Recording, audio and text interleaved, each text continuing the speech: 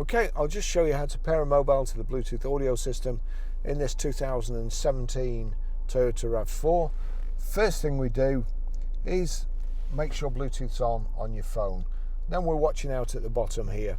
I'll just show you from any screen onto telephone, and there you go. It's at the moment it's got, sorry you have no Bluetooth phone connected, would you like to connect one now? Yes. Bluetooth search device, so it's searching. It's pretty quick as well. It's brought up my phone straight away.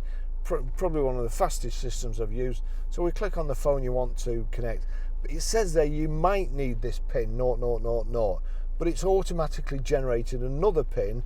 Rather than you having to click 0000 on this and then pair, you just accept this automatically generated passkey. Allow contacts and favorites to sync. Allow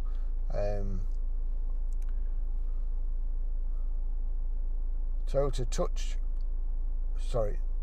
Touch 2 with Go connected. That's it.